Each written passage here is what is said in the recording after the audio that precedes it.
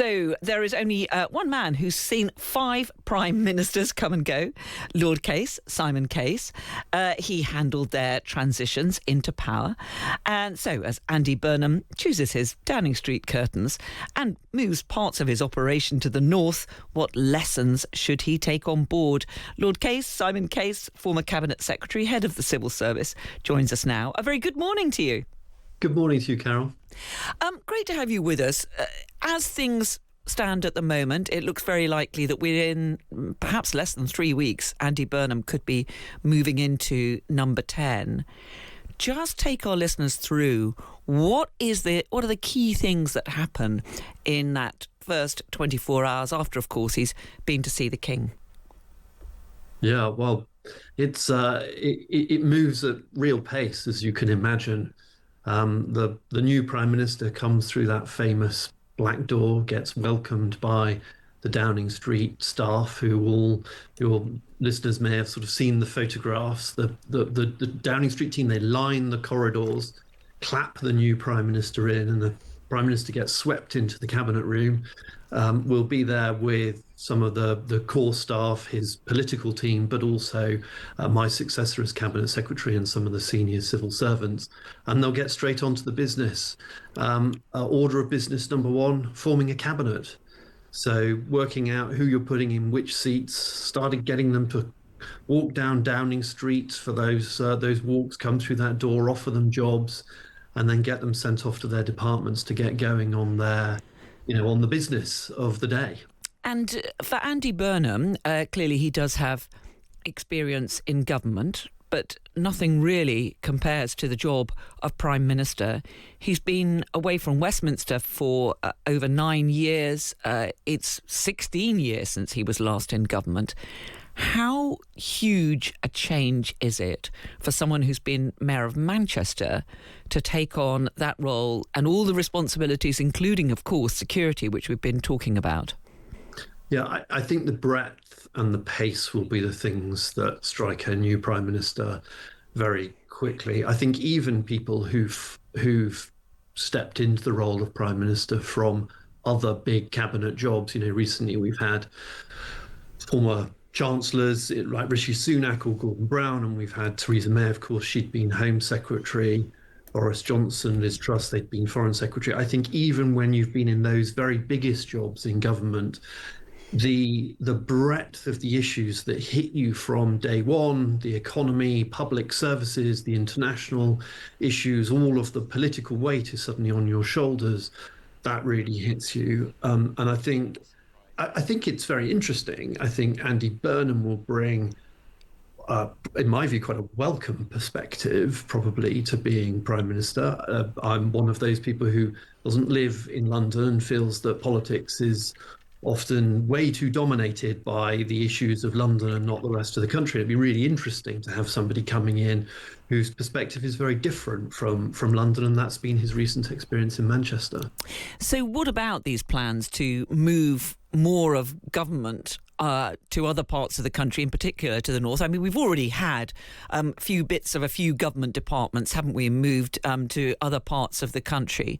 But, I mean, the suggestion is that Andy Burnham himself is going to continue to spend more time away from London, away from Westminster, and that he may even move parts of the number 10 function to Manchester. How's that going to work?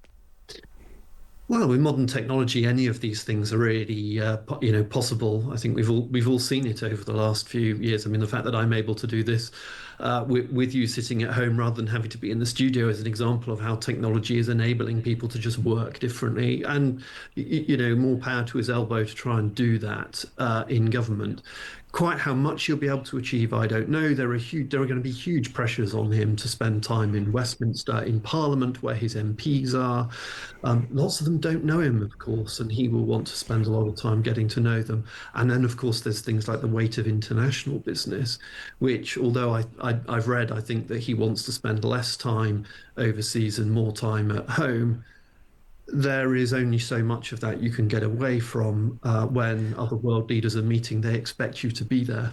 But when you talk about that move away from London, I mean, the civil service has been notoriously resistant to change. It's going to require a change in the minds of the civil service. One of our listeners, Chris, has got in touch and says the country's only going to improve when we admit we've got one of the most inept civil servants in any Western democracy. He said it was great back in the 1950s, but now it's a drag on the UK finances. Doesn't the civil service need to have a far more imaginative approach if Andy Burnham's going to be able to deliver any of his plans? Well, so the few bits and pieces in there, the civil service itself, just on location, already over 80% of the civil service is actually not based in London at all. It's based all around the country. And as you've said, actually, most over the Conservative government, there was a real effort to push more of government outside, not just the sort of the bits and pieces, the operational bits, but real policy making. So I think reasonably well known, the Treasury set up a second headquarters in Darlington and moved a lot of their senior policy making people there.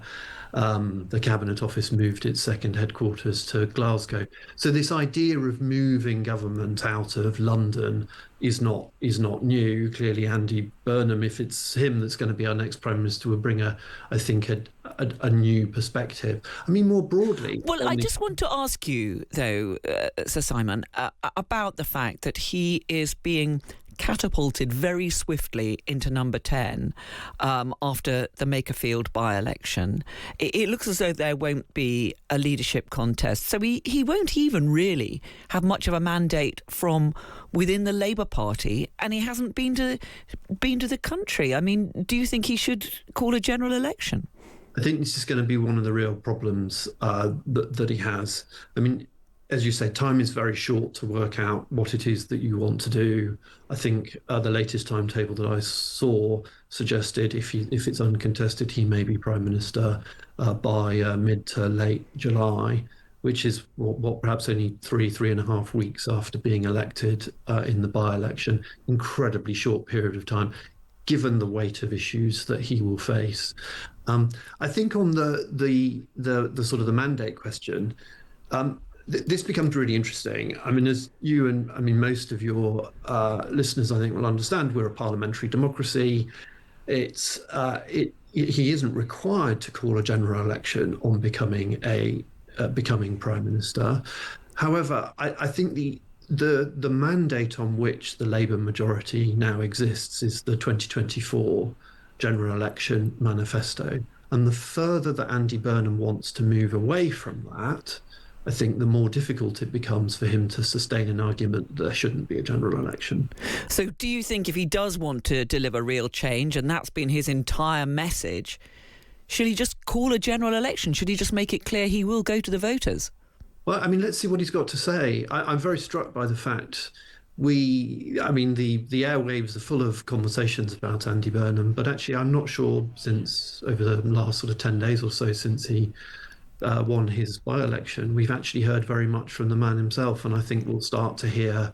I think I've read, I think possibly today in the Sunday Times, that he'll be starting to set out his stall in the next couple of days, possibly as early as tomorrow, on some of his... Yeah, we're expecting a big economic speech tomorrow. But look, he says he wants to change. We're not due to have a general election till 2029. Is it really feasible for him to deliver a different programme, something that shows to his party and to the country that he can do things differently from Sir Keir Starmer? Can he really wait another 3 years before going to the country? So to me, that if he is going to do things in a radically different way, if he is going to try and do some of the very interesting things that some of his economic advisors are already setting out, these are things that are very, very different to the Labour manifesto from 2024. And if that's what he's going to do, I think he will have to call a general election way before 2029. It'll be interesting to see what sort of bounce, if at all, he gets in the polls.